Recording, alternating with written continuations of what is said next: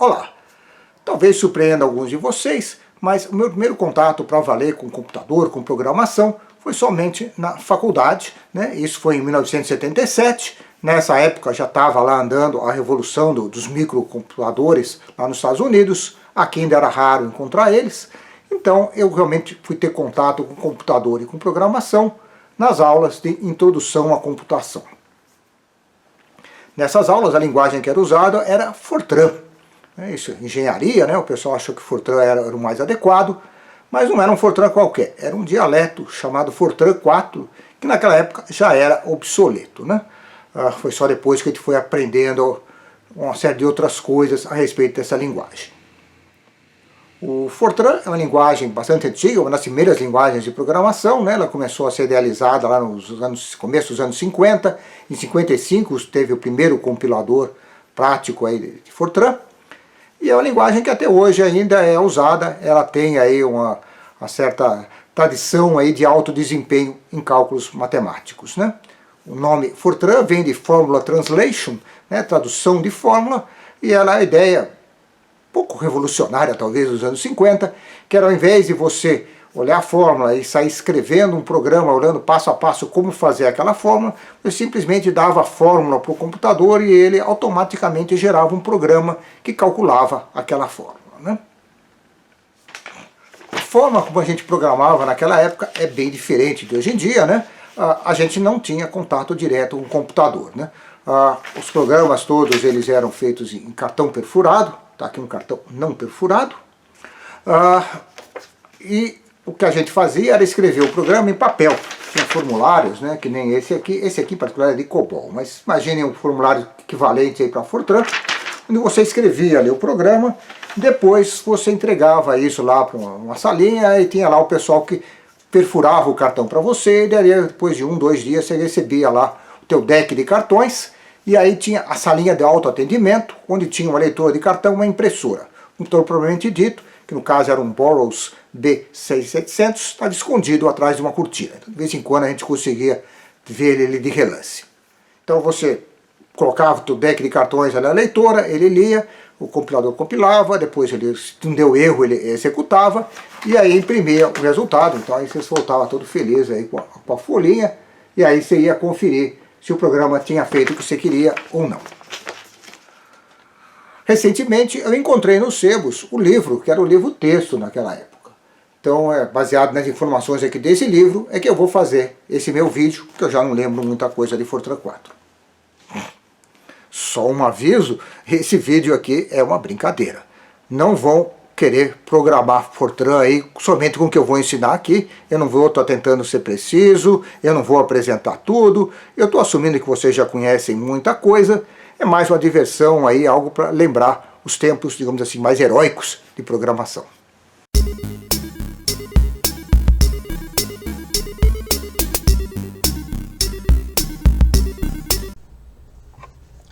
Bem, vamos começar a falar sobre Fortran a respeito de como é que você deve formatar os seus comandos aí, o seu fonte.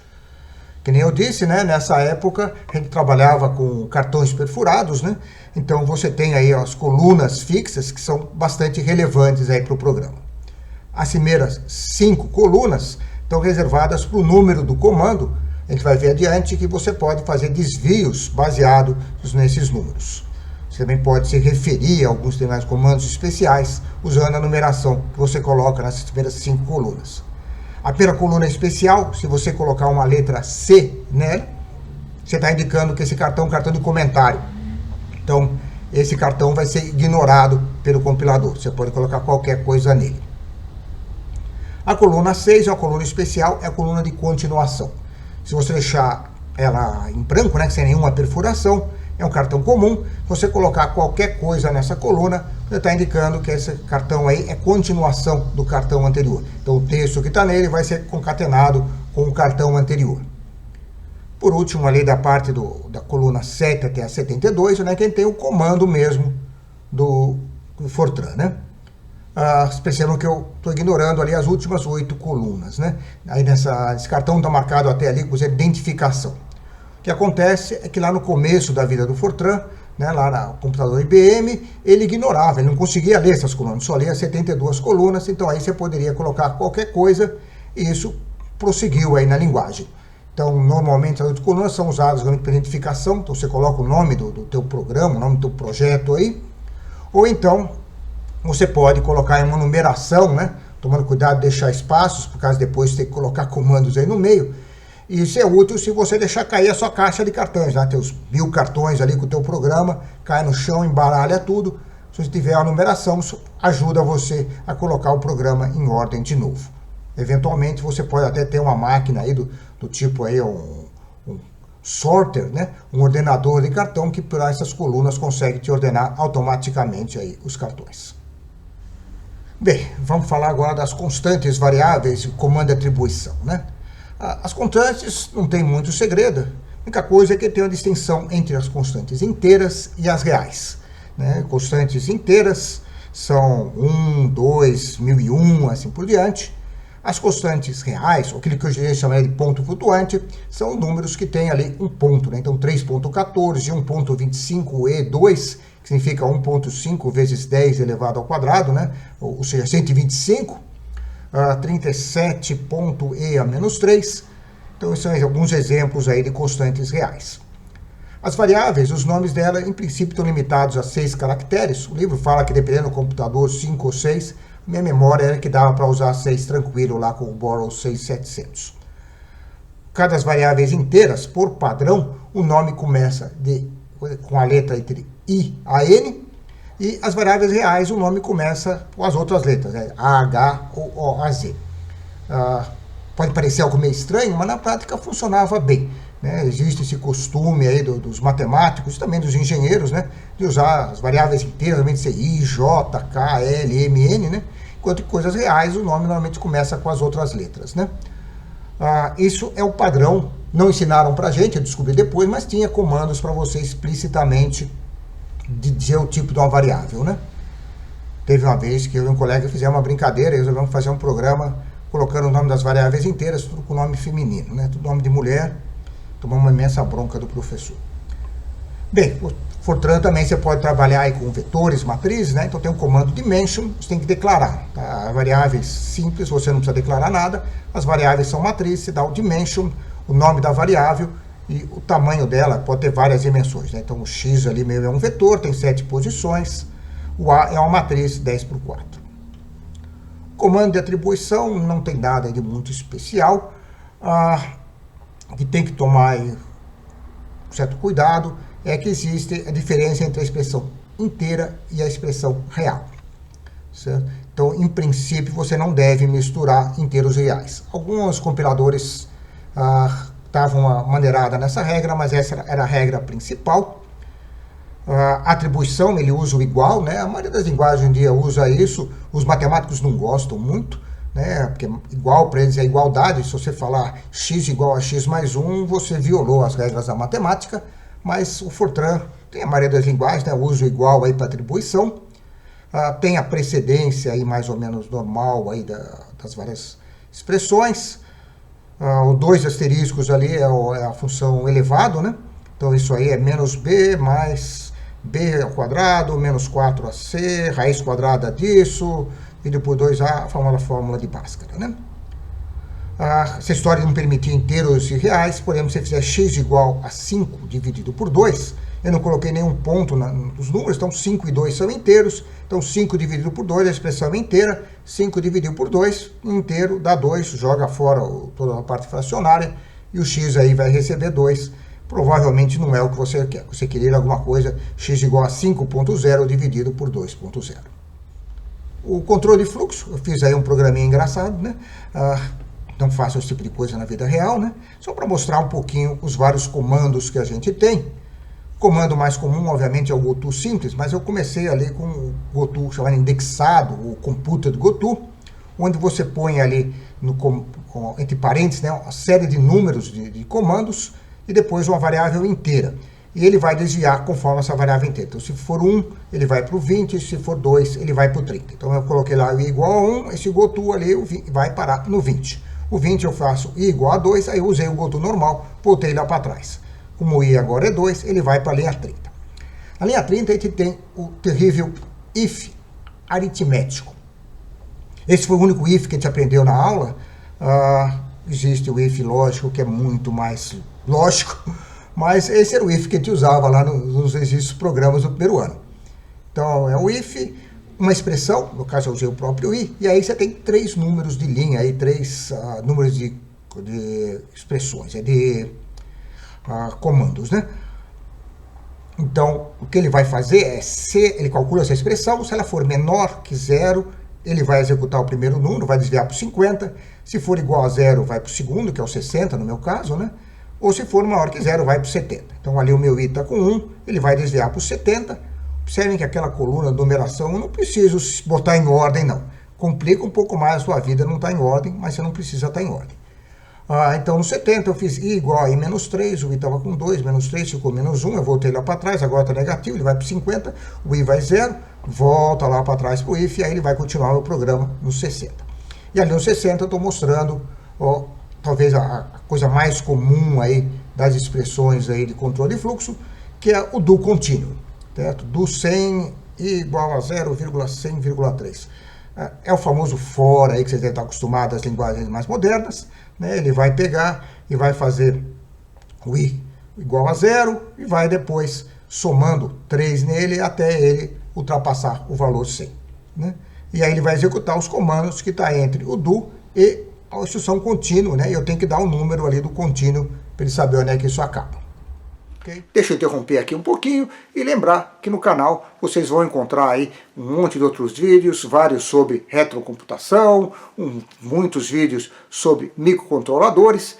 Então, se você está gostando do que você está vendo, se inscreva aí no canal, dê aquele like e deixa aí o seu comentário, dizendo o que você achou desse vídeo e se você gostaria que eu fizesse vídeos semelhantes com outras linguagens antigas. E vamos continuar aqui com a história do Fortran 4. Vamos falar agora das funções, né? Como é que você declara uma função, né? Vamos lá embaixo. Primeiro, você tem ali o function dobro de x, onde dobro igual a x mais x return. Então, a function é uma função que retorna um valor, e como é que você faz para dizer qual valor que ela retorna? Você usa o nome da função. Então, na hora que eu executar o return, ele vai retornar lá onde é que ele estava executando, com o valor que estava atribuído à variável ali, com o nome da função, né?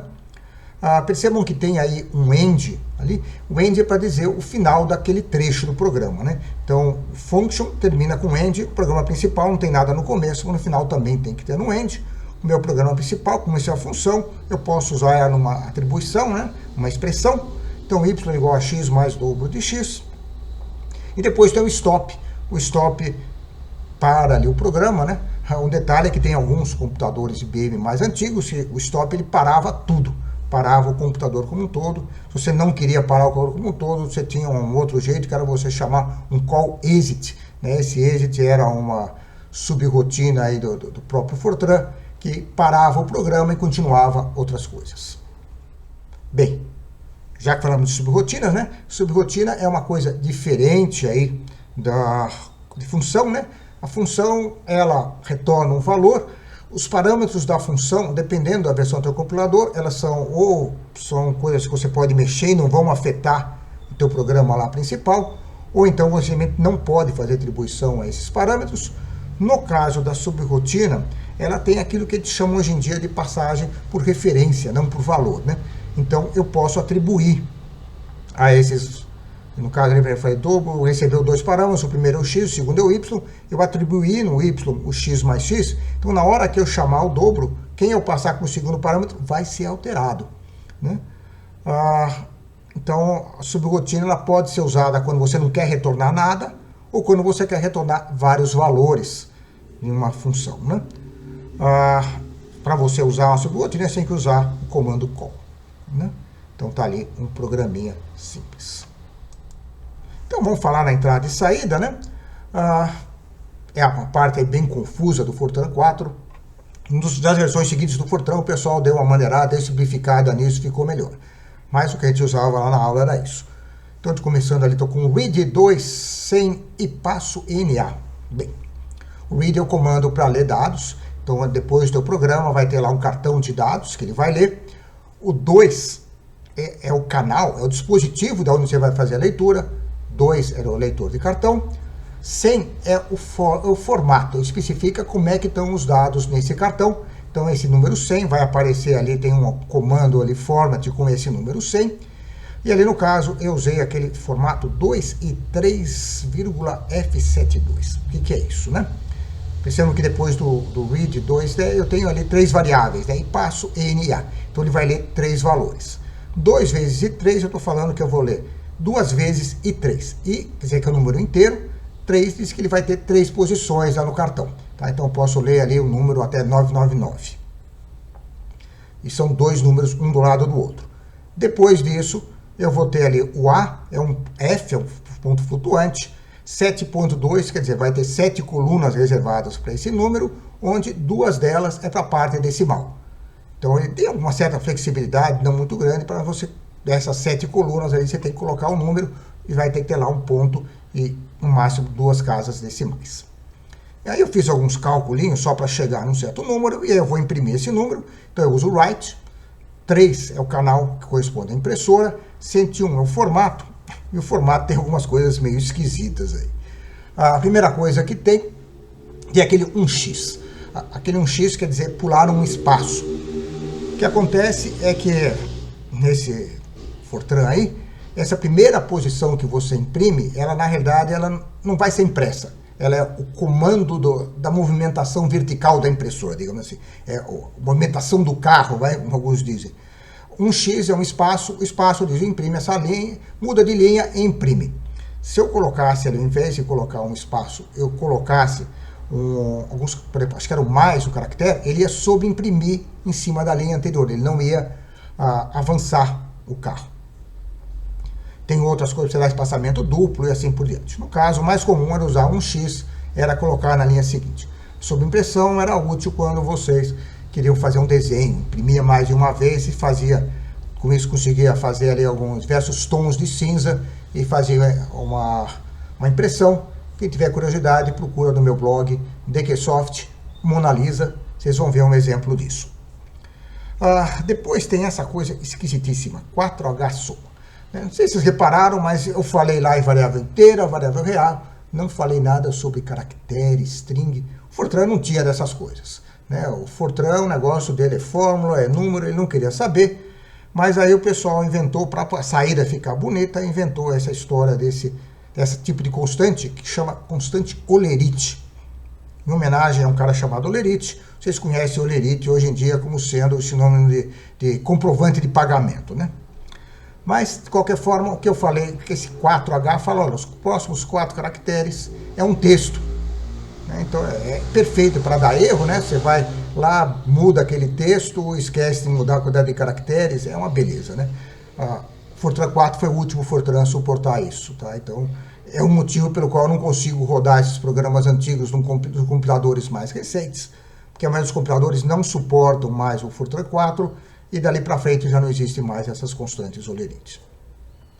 Então, no caso, quer dizer, teve aquele espaço, que na realidade não vai ser impresso, que é só para dizer que ele vai mudar de linha. Depois tem esse texto soma. Depois 2x, ele vai dar 2 espaços, pelo sim, pelo não. E depois ele vai imprimir o valor lá que eu passei, o soma, usando de novo aquele formato 7.2. Então ele vai usar 7 posições para colocar o número, 2 vão ser as casas decimais. Certo? Bem, tá aí o Fortran 4, em quase toda a sua glória, né? Eu dei a boa simplificada, obviamente, para conseguir fazer um vídeo curto. O que a gente aproveita disso, né? Não é, na minha opinião, a melhor linguagem para alguém começar a aprender a programação, mas apesar disso, eu acho que eu não fui muito mal afetado por isso, eu consegui ser um programador bem razoável dali para frente. Então tá aí uma lembrança aí final dos anos 70, o Fortran 4, do jeito como ele era ensinado lá na Escola Politécnica da USP.